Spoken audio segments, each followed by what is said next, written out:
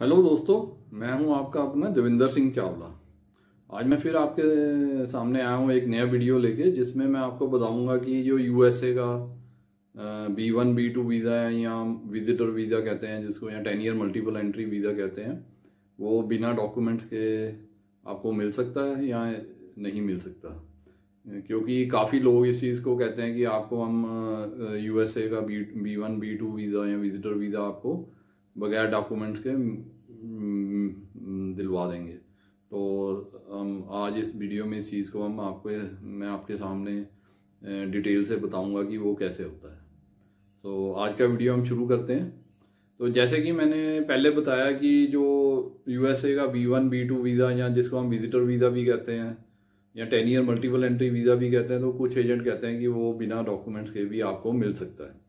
देखो, टेक्निकली तो ये पॉसिबल है, पर प्रैक्टिकली या फंडामेंटली ये पॉसिबल नहीं है। क्योंकि इसमें दो चीज़ें होती हैं कि जो आपका ये यूएसए का वीज़ा है, यूएसए का विजिटर वीज़ा है, ये आपका इंटरव्यू बेस्ड होता है। आपको अपना DS 160 फॉर्म भरना होता है, उसके वो ऑनलाइन सबमिट होता है और उसके बाद आपने ऑनलाइन ही एम्बेसी से अपॉइंटमेंट आपने लेनी होती है और इसकी फ़ीस भी ऑनलाइन जमा हो जाती है या बैंक में जाके जमा होती है और उसके बाद आपको ऑनलाइन अपॉइंटमेंट मिल जाती है। तो उस दिन आपने जाके अपनी इंटरव्यू देनी होती है एम्बेसी में।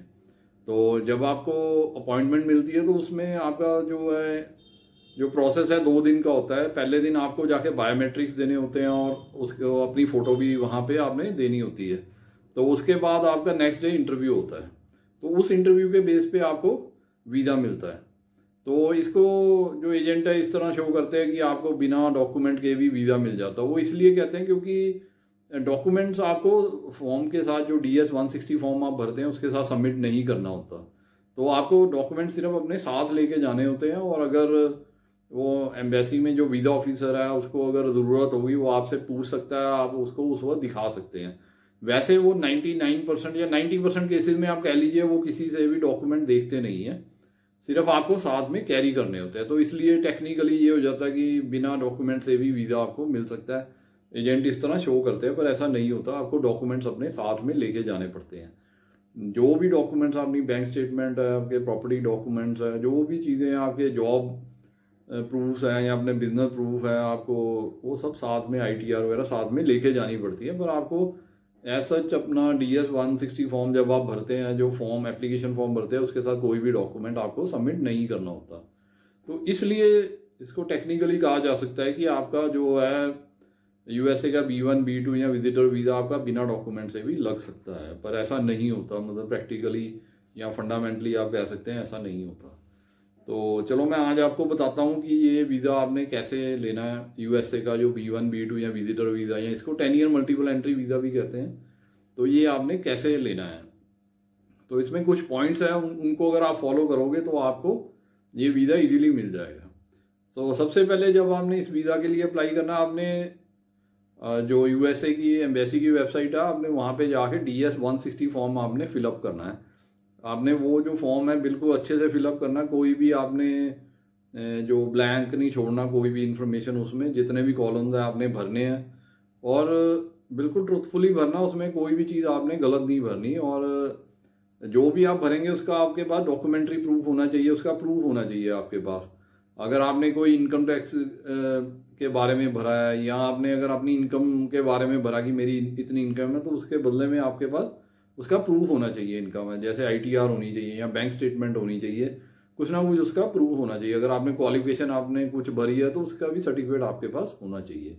अगर आपने उसमें भरा कि मैं यहाँ जगह पे आप जॉब करता था, तो उसके भी आपके पास डॉक्यूमेंट्स होने चाहिए, उसका भी प्रूफ आपके पास होना चाहिए। तो DS 160 फॉर्म आप कोई भी भर सकता है, बड़ा ईजी है ये भरना। आप उनकी वेबसाइट पे जाइए और आप उसको कम्प्लीटली फिल कर दीजिए, वहीं पे सबमिट कर दीजिए ऑनलाइन। तो उसके बाद आप उनकी फ़ीस भर दीजिए ऑनलाइन। वो अराउंड 12,000 रुपये बनते हैं इंडियन रुपीज़ में। वो आपने सबमिट कर देनी है या बैंक में भी सबमिट हो जाती है। तो आपने वही जो बैंक से नंबर आपको मिलेगा, जो आपको ID मिलेगी, जो आपने पैसे जमा कराए, वही आपने उसमें ऑनलाइन सबमिट करके आपको अपॉइंटमेंट फिक्स करनी है अपने यूएसए की एम्बेसी में। तो वो जो अपॉइंटमेंट है वो करीब 20 से 25 दिन के बीच में आपको टाइम मिलता है। तो उसके बाद आपको अपॉइंटमेंट मिलती है, तो उसमें आप उस वक्त के दौरान भी आप अपने डॉक्यूमेंट्स पूरे कर सकते हैं जो आपने साथ में ले जाने हैं, क्योंकि आपने जो फॉर्म भरा उसके साथ तो कोई डॉक्यूमेंट नहीं लगे। अगर आपके पास डॉक्यूमेंट नहीं है, कम भी है, तो आप जो टाइम मिलता है इंटरव्यू तक आप उसमें पूरे कर सकते हैं जो आपने साथ में कैरी करने हैं। तो इसमें मैं ये बताना चाहता हूँ कि जो डॉक्यूमेंट्स है उनको मतलब कहीं पे आपको पैसे खर्चने की ज़रूरत नहीं है। कोई किसी भी मतलब कोई कहता है ये CA से स्टेटमेंट बनवा लीजिए, कोई कहता है ये कर लीजिए, वो कर लीजिए, वो कुछ भी करने की ज़रूरत नहीं है। आपके पास जो डॉक्यूमेंट है वही ओरिजिनल डॉक्यूमेंट आप अपने साथ कैरी करने हैं आपने। जैसे बैंक स्टेटमेंट हर एक के पास होती है, आपका मैरिज सर्टिफिकेट है, आपका जो एम्प्लॉयमेंट प्रूफ है या अपने बिजनेस के प्रूफ है वो आपके पास आई है, वो आपने अपने एक फाइल में लगा लेने हैं सारे जो ओरिजिनल डॉक्यूमेंट, और वो साथ में कैरी करके लेके जाने हैं। उसके बाद ITR हो गया, जो भी है CS स्टेटमेंट आपको बनाने की जरूरत नहीं। अगर आपने प्रॉपर्टी डॉक्यूमेंट्स है वो आप अपने ओरिजिनल ले जाइए। अगर आपकी इच्छा है तो आप बना लीजिए CS स्टेटमेंट, वैसे कोई ऐसी ज़रूरत नहीं होती क्योंकि आप बैंक स्टेटमेंट उसमें लगा रहे हैं, वो आप साथ लेके जा रहे हैं, तो उसी से आपका काम चल जाएगा। प्रॉपर्टी डॉक्यूमेंट अपने ले जाइए, जो भी आपके और डॉक्यूमेंट्स है जैसे जॉब के डॉक्यूमेंट है, इंश्योरेंस वगैरह के, जो भी आप साथ में ले जा सकते हैं, साथ में कैरी कर सकते हैं। अगर वो वहाँ पे वीज़ा ऑफिसर आपसे मांगेगा तो आप उसमें उसको उसी वक्त दिखा सकते हैं। ये कि आप अपने डॉक्यूमेंट अरेंज करके लेके जाइए, अपने क्वालिफिकेशन के डॉक्यूमेंट भी अपने साथ लेके जाइए।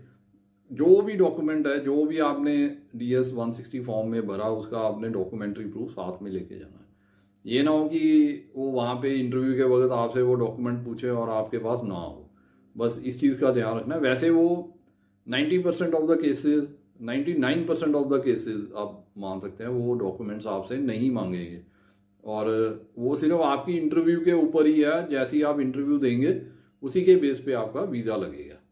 तो इसमें जो सबसे खास बात है वो ध्यान देने वाली है कि आपने जो DS 160 फॉर्म है वो बड़े ध्यान से भरना। उसमें जो भी इंफॉर्मेशन देनी है वो सही देनी है। उसमें कुछ भी आपने ऐसी बात नहीं लिखनी जिसको आप प्रूव नहीं कर सकते, और आपने जो चीज़ भी उसमें भरी है आप उसका एक कॉपी अपने पास रखिए और उसको अच्छे से याद कर लीजिए कि आपने क्या क्या भरा है, क्योंकि जो इंटरव्यू है उस DS 160 फॉर्म के बेसिस पे ही होगी आपकी।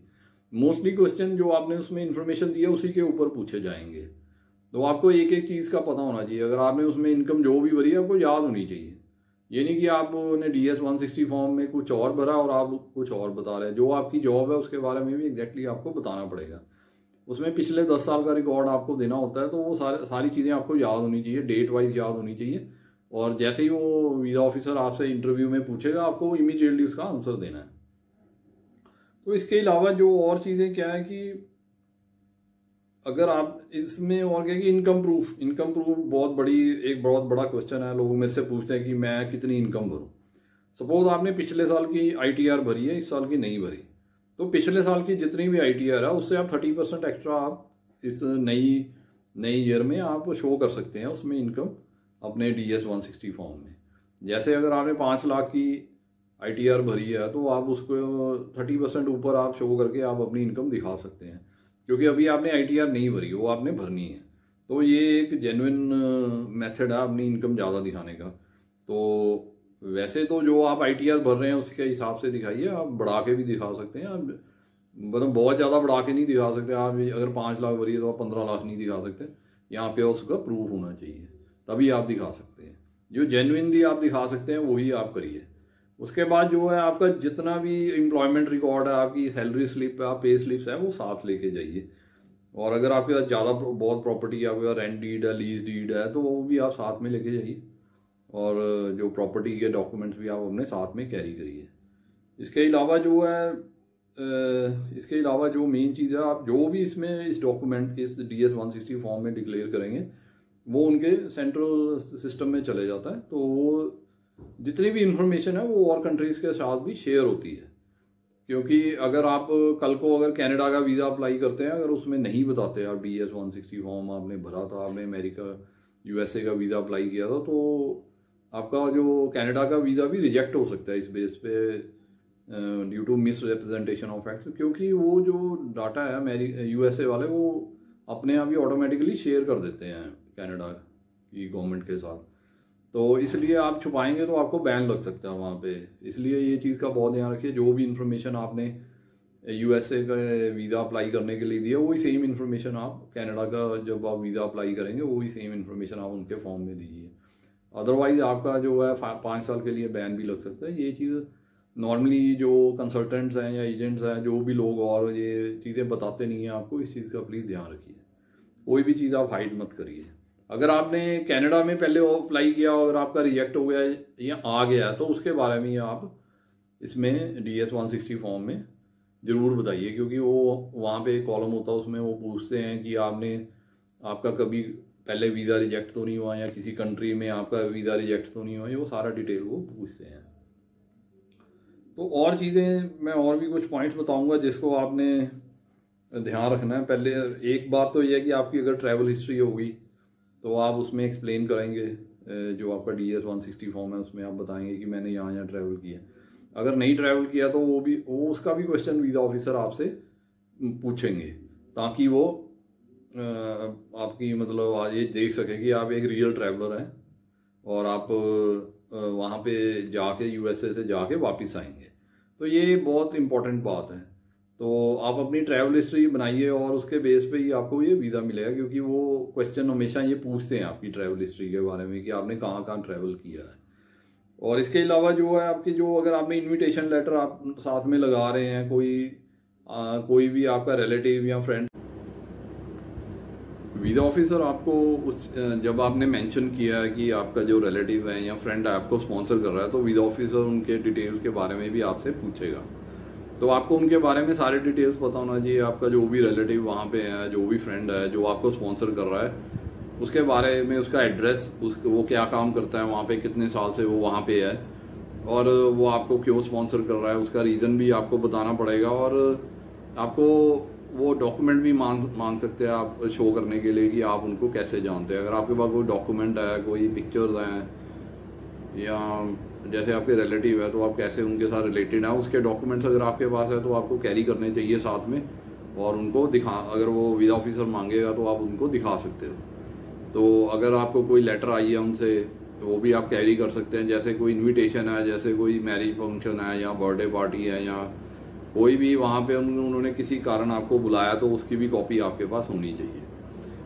तो इसके बाद जो है कि आप जो है उसमें एक ट्रैवल प्लान के बारे में भी बताते हैं कि मैं यहाँ जाऊँगा अपने स्टे के दौरान। तो वो भी आपको ट्रैवल जो आपका प्लान है, जिसको आइटनरी कहते हैं, वो आपको क्लियरली याद होनी चाहिए, बिल्कुल डेट वाइज याद होनी चाहिए, ताकि आपको कोई भी वहाँ पे प्रॉब्लम ना आए।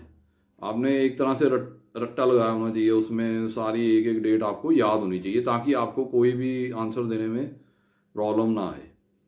तो इसके लिए भी आप ध्यान रखिए कि जितनी आपने ट्रैवल आइटनरी उसमें बताई है कि मैं इतने दिन, जैसे 10 दिन के लिए तो 10 दिन के लिए बोलिए जब वो इंटरव्यू में पूछेंगे।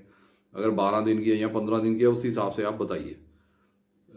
जो जैसे आप अगर अकेले जा रहे हैं इंटरव्यू के लिए, यहाँ पे एज ए हस्बैंड वाइफ जा रहे हैं, तो आप दोनों ही वेल प्रिपेयर्ड होने चाहिए सारे क्वेश्चंस का आंसर देने के लिए, क्योंकि वो आप दोनों में से किसी को भी कोई भी क्वेश्चन पूछ सकते हैं। वो आपके वाइफ से आपके बारे में पूछ सकते हैं और आपसे आपकी वाइफ के बारे में भी पूछ सकते हैं। तो इसलिए आपको वेल प्रिपेयर्ड जाना है, हर चीज़ प्रॉपरली बगैर किसी कन्फ्यूजन के आपने उनका आंसर देना है और कॉन्फिडेंटली आंसर देना है। घबराना नहीं है। वहाँ पे थोड़ी सी तो प्रॉब्लम होती है, थोड़ी सी तो आदमी को थोड़ी घबराहट तो होती है, पर आपने कॉन्फिडेंस नहीं लूज़ करना और आपने आराम से जवाब देने हैं सारे, जो भी है, जो भी क्वेश्चन वो पूछते हैं। उसके बाद जो है इंटरव्यू में आप ये भी होता है हर एक के माइंड में कि मैं इंटरव्यू किस में दूंगा, इंग्लिश में दूंगा, हिंदी में दूंगा या पंजाबी में दूंगा। बड़े लोगों के मन में ये वहम होता है कि मैं इंग्लिश में तो इंटरव्यू दे नहीं पाऊंगा, मैं इंग्लिश में अच्छा नहीं हूँ। इसके लिए भी आपको कोई घबराने की ज़रूरत नहीं है, क्योंकि वहाँ पे जो जैसे दिल्ली में जो एम्बेसी है, अमेरिकन एम्बेसी, वो इंग्लिश में भी इंटरव्यू लेते हैं, हिंदी में भी लेते हैं और पंजाबी में भी लेते हैं। जैसे मैं आपको बताना चाहूँगा कि मैंने अपनी इंटरव्यू पंजाबी में दी थी, और ये नहीं है कि अगर आपने अगर पंजाबी में इंटरव्यू दिया तो आपका वीज़ा नहीं लगेगा, ऐसा कोई बात नहीं है। अगर आप हिंदी में भी देते हैं, पंजाबी में देते हैं, किसी भी भाषा में देते हैं, चाहे इंग्लिश में देते हैं, आपका इक्वली चांस है हर भाषा में आपका वीज़ा लगने का। तो ये आपको ये मन में से थोड़ा ये डर है जो आप निकाल दीजिए। तो आप इंग्लिश में भी दे सकते हैं, हिंदी में भी दे सकते हैं और पंजाबी में भी अपना इंटरव्यू दे सकते हैं। तो जैसे मैंने अभी आपको बताया, मैं दोबारा बता रहा हूँ कि मैंने अपना इंटरव्यू पंजाबी में ही दिया था। तो ये आपको कोई भी इस चीज़ का डर नहीं होना चाहिए। उसके बाद जो नेक्स्ट पॉइंट आता है वो है कि आपने ड्रेस कौन सी पहननी है। आपने ड्रेस वो पहननी है जिसमें आप कंफर्टेबल हैं। ये नहीं है कि आप बिल्कुल नए कपड़े डालिए या महंगे कपड़े डाल के जाइए, ऐसी कोई बात नहीं है। आपके जो कपड़े हैं वो प्रेजेंटेबल होने चाहिए, देखने में अच्छे होने चाहिए, साफ़ सुथरे होने चाहिए, प्रेस हुए होने चाहिए, और उसमें आपको कोई भी प्रॉब्लम नहीं होनी चाहिए। ऐसे कपड़े नहीं होने चाहिए जो आपने पहली बार ही पहन के जा रहे हैं। कई लोग क्या करते हैं कि वैसे नॉर्मली वो कोट और पैंट नहीं पहनते, पर जब वहाँ पे इंटरव्यू देने के लिए जाते हैं तो नया वो सूट खरीद लेते हैं और उसको पहन के चले जाते हैं, तो उसमें वो अनकंफर्टेबल फील करते हैं और इंटरव्यू ठीक से नहीं दे पाते। तो अगर आप टी शर्ट और पैंट भी पहनी है तो उसमें कोई प्रॉब्लम नहीं होगी। मेन बात है कि वो जो टी शर्ट और पैंट आपने पहनी है, ज़रूरी नहीं है बड़ी महंगी होनी चाहिए, पर ठीक होनी चाहिए। अगर आप सिर्फ शर्ट, कोशिश करिए कि आप फुल स्लीव शर्ट पहन के जाइए, और अगर हो सकता है तो टाई भी लगा के जाइए। ज़रूरी नहीं है कि आपने कोट पैंट पहन के जाना है। आप फुल स्लीव शर्ट्स और पैंट, और शूज़ है वो आप ब्लैक पहनिए, वो अच्छे लगते हैं, ज़्यादा प्रोफेशनल लगते हैं। तो ये आप अगर सिंपल ड्रेस भी पहन के जाएंगे तो आपका इंटरव्यू क्लियर हो जाएगा, कोई ऐसी प्रॉब्लम नहीं आएगी। हाँ, जो लोग बिजनेस में हैं, जो लोग नॉर्मली कोट पैंट पहनते हैं, वो कोट पैंट पहन के जाइए, उसका अच्छा इंप्रेशन पड़ेगा उनका, क्योंकि वो कंफर्टेबल है उसमें इंटरव्यू देने के लिए, तो उनको कोई प्रॉब्लम नहीं होगी। तो ये सब चीज़ें हैं। और जो लेडीज़ हैं वो ज़्यादा शो ऑफ करती हैं, मतलब कई लेडीज़ होती है बहुत ज़्यादा सोना डाल के चले जाती हैं। ऐसी कोई बात नहीं है, उसका डालने का कोई फ़ायदा नहीं है, उसका कोई इंप्रेशन नहीं पड़ता। वो बल्कि एक नेगेटिव ही काउंट होता है कि नॉर्मली जब लेडीज़ हैं या लड़कियां हैं वो इतना ज़्यादा सोना पहन के नहीं घूमती, तो आप वहाँ पे एम्बेसी में क्यों इतना ज़्यादा सोना पहन के आते हैं। तो एक तरह का ये नेगेटिव पॉइंट ही काउंट होता है, ये शो ऑफ में माना जाएगा। तो आप ऐसा कोई भी काम ना करिए जो अननेचुरल लगे, जो नेचुरल ना लगे, और एम्बेसी में जो वीज़ा ऑफिसर को शक उसके मन में शक क्रिएट करे। तो आप नॉर्मल बिहेव करिए, जैसे नॉर्मल लाइफ में आप जाते हैं उसी तरह आप वहाँ पे भी जाइए, और बस अच्छे कपड़े पहन के जाइए, साफ़ सुथरे कपड़े पहन के जाइए, और आप अपना जो आंसर हैं, मेन जो आपने जो आंसर देने हैं वो ठीक होने चाहिए, और आपने कॉन्फिडेंस से आंसर देने हैं। डरना नहीं है, घबराहट नहीं शो करनी, और आराम से जो भी बात करनी है आराम से बात करनी है। अगर आपको क्वेश्चन नहीं भी समझ आता वीज़ा ऑफिसर का, तो आप उनको पार्डन कह सकते हैं भी मेरे को आपका क्वेश्चन नहीं समझ आया, प्लीज़ आप रिपीट कर दीजिए। वो आपके लिए वो क्वेश्चन रिपीट कर देंगे। इसलिए डरने की कोई बात नहीं है, वो आराम से ही आपसे बात करते हैं और आपसे आराम से ही आंसर एक्सपेक्ट करते हैं। वीज़ा ऑफिसर से कोई भी बहस नहीं करनी, और ना ही उनके साथ कोई गलत वर्ड बोलना है। आपने हमेशा रिस्पेक्टफुली उनके साथ इंटरव्यू देनी है, रिस्पेक्टफुली बात करनी है, और अपनी इंटरव्यू भी रिस्पेक्टफुली ख़त्म करनी है।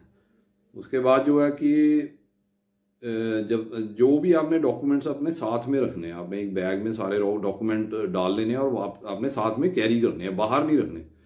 क्योंकि अगर वीज़ा ऑफिसर ने आपसे डॉक्यूमेंट मांगे तो आपको इमीडिएटली वो निकाल के दिखाने हैं, और आपको याद होने चाहिए कि डॉक्यूमेंट किस ऑर्डर में मैंने लगाए हुए हैं, और वहाँ पे जाके आपको घबराहट ना हो, आप इमीडिएटली उसको, मतलब आप एक दो बार रिवाइज करके जाइए कि डॉक्यूमेंट मैंने फाइल पे कहाँ लगाए हुए हैं, तो उनको, ताकि वहाँ जाके आपको आसानी हो उनको ढूंढने में। ये ना हो कि आप वहाँ पे जाके, जैसे इंग्लिश में जिसको कहते हैं फंबल करें, और मतलब आप कंफ्यूज हो जाएं कि वो डॉक्यूमेंट कहाँ पे है, तो ये एक अच्छा इंप्रेशन नहीं देगा। तो उसके बाद जो आप अपने सारे सैलरी प्रूफ लेके जाइए, एम्प्लॉयमेंट लेटर्स लेके जाइए, बैंक स्टेटमेंट अपने साथ रखिए, और बैंक स्टेटमेंट आप अपने जो जहाँ पे आपका बैंक अकाउंट है वहाँ से मैनेजर से साइन करवा के लेके जाइए, और अपने क्रेडिट कार्ड सारे साथ रखिए, सारे डेबिट कार्ड साथ में रखिए, और जो प्रॉपर्टी प्रूफ्स हैं उनके आप डॉक्यूमेंट साथ में लेके जाइए। और जॉब ड्यूटीज़ हैं जो, वो आपको हमेशा, जो भी आप जॉब करते हैं, कैसी भी जॉब करते हैं, आपको जॉब ड्यूटीज़ बड़े अच्छे से एक्सप्लेन करनी है अपनी। अगर आप डॉक्टर हैं, हम सपोज करते हैं अगर आप डॉक्टर हैं, तो आपने ये नहीं कहना कि मैं डॉक्टर हूँ। You have to specify the branch, आप किस फील्ड में डॉक्टर हैं, मेडिसिन के किस फील्ड में डॉक्टर हैं, आपको वो डिस्क्राइब करना है कि मैं ये काम करता हूँ। अगर आप लॉयर हैं तो लॉयर को बताना पड़ेगा कि मैं इस फील्ड में लॉ प्रैक्टिस करता हूँ। इसी तरह हर चीज़, जैसे आप MBA है तो MBA फाइनेंस में है, मार्केटिंग में है, किस चीज़ में, आपको वो पूछेंगे ये क्वेश्चन कि आप क्या करते हो, मतलब आपको वो क्लियरली डिफाइन करना, उनको सारी टर्मिनोलॉजी के साथ डिफाइन करना है, तभी वो आपके कोई आंसर से इम्प्रेस हो गया। आप सीधा कहेंगे कि मैं MBA हूँ तो वो इम्प्रेस नहीं होंगे। You to define it. वो चेक करते हैं कि आप सचमुच में ये काम करते हैं या नहीं करते। वो तभी चेक होगा अगर आप अपनी जॉब और जॉब ड्यूटीज़ को अच्छे से डिफाइन करेंगे क्लियरली, और थोड़ी कुछ लाइनें बोलेंगे उसके बारे में, तभी वो उससे इम्प्रेस होंगे।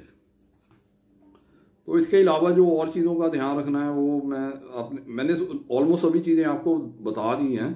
तो जो मेन बात है इसमें ये है कि आपने कोई भी चीज़ छुपानी नहीं है। आपने अपना DS 160 फॉर्म है, उसको आपने अच्छे से पढ़ के तभी सबमिट करना। उसमें हर चीज़ आपने कोई मिस्टेक नहीं करनी। उसको आपने उसकी एक कॉपी अपने पास रखनी है हमेशा।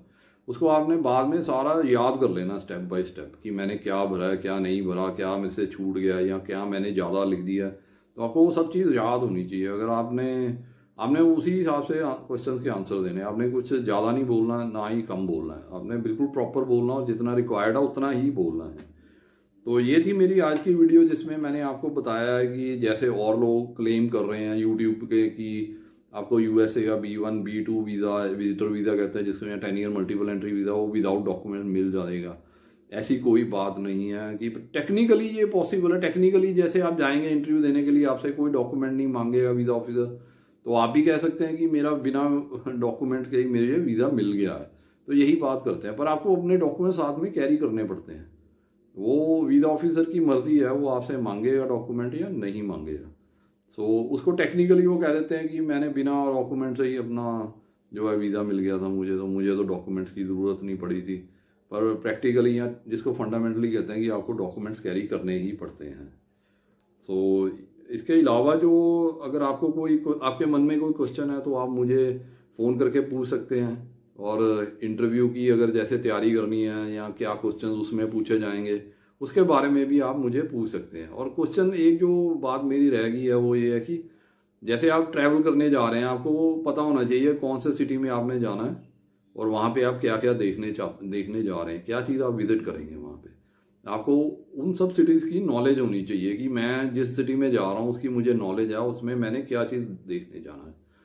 जैसे आप किसी सिटी में जा रहे हैं वहाँ पे म्यूजियम्स ज़्यादा हैं, जैसे वाशिंगटन DC में म्यूजियम्स हैं काफ़ी, तो आपको म्यूजियम्स के बारे में वहाँ के पता होना चाहिए कि आपको नाम भी आने चाहिए उन म्यूजियम्स के, ताकि अगर आपको वीज़ा ऑफिसर क्वेश्चन पूछेगा कि आप वाशिंगटन DC में क्या विजिट करने जा रहे हैं, तो आप उनको नाम बताइए उन म्यूजियम्स के, जो आप स्पॉट्स विजिट करना चाहते हैं, तो उससे बहुत अच्छा इंप्रेशन पड़ता है। तो इस चीज़ को आप जो इंटरव्यू है उसको आप सीरियसली लीजिए। उसी के ऊपर आपका जो वीज़ा है ग्रांट होगा या नहीं ग्रांट होगा उस पर ही डिपेंड करता है। सो ये था मेरा आज का वीडियो। तो अगर आपको, उम्मीद करता हूँ कि काफ़ी क्वेश्चंस के आंसर आपको मिल गए होंगे। अगर फिर भी आपके मन में कोई डाउट है या आप कोई आंसर मेरे से पूछना चाहते हैं कोई क्वेश्चन का, तो आप मुझे मेरे फ़ोन नंबर पे कांटेक्ट कर सकते हैं जो मैंने नीचे डिस्क्रिप्शन में दिया हुआ है। अगर आप अपनी visa file free of cost बनवाना चाहते हैं तो आप मुझे कांटेक्ट कर सकते हैं। मेरे नीचे जो डिस्क्रिप्शन पे मोबाइल नंबर दिया हुआ, आप मेरे से अपॉइंटमेंट फिक्स कर सकते हैं और आके मेरे से अपनी फ़ाइल बनवा सकते हैं। मैं आपकी फ़ाइल बिल्कुल फ्री ऑफ कॉस्ट बनाऊंगा, उसके मैं कोई चार्जेस नहीं लूँगा आपसे। तो इसके अलावा जो है, उम्मीद करता हूँ कि आपको जो भी है, जो चीज़ें, जो इन्फॉर्मेशन इसमें मिली है वो आपको पसंद आई होगी। अगर पसंद आई है तो आप लाइक बटन प्रेस कर दीजिए और इसके बाद अपनी मेरी इस वीडियो को अपने फ्रेंड, फैमिली मेम्बर्स और रिलेटिव्स के साथ शेयर कीजिए। हो सकता है कि इस वीडियो की ज़रूरत उनको, और वो इससे कुछ नॉलेज लेके अपना वीज़ा इजीली अप्लाई कर सकें और अपना USA घूम के आ सकें। और उनका जो है और जो एजेंट है या कंसल्टेंट है उनको चीट ना कर सकें, उनको उनसे ज़्यादा पैसे ना निकलवाएं उनको, क्योंकि जब नॉलेज होगा तभी आप अपने आप को सेव कर सकते हैं। और इसके अलावा जो है, मैंने पहले भी वीडियो में बताया कि मैंने एक बुक लिखी है आपके लिए, जिसमें मैंने सारी चीज़ें बताई हैं कि आपने अगर अपना कनाडा वीज़ा की फ़ाइल बनानी है तो आप अपने आप कैसे बना सकते हैं। इस बुक में मैंने सारे डॉक्यूमेंट्स जो आपने कनाडा वीज़ा के लिए चाहिए उसकी सैंपल और स्पेसिमन दिए हुए हैं। आप इनको देख के वो सारे डॉक्यूमेंट बनवा सकते हैं। और उसके बाद जो आपने फॉर्म भरना है उसके बारे में भी इसमें मैंने बताया हुआ है, और कौन सी वेबसाइट से डाउनलोड करना है ये भी बताया हुआ है। तो आप उस वेबसाइट से फॉर्म डाउनलोड करके भर के आप अपनी फाइल अपने आप प्रिपेयर कर सकते हैं बगैर किसी एजेंट या कंसल्टेंट की मदद से। इस बुक की जो कीमत है वो है 450 रुपये। तो अगर आप इस बुक को ख़रीदना चाहते हैं तो आप मेरे को ये पैसे आप पेटीएम या मनी ऑर्डर के द्वारा भेज सकते हैं। जैसे ही आपकी पेमेंट हमें मिलेगी हम इसको आपके एड्रेस पे रजिस्टर्ड पार्सल या कोरियर से भेज देंगे। Okay bye. ये था मेरा आज का वीडियो।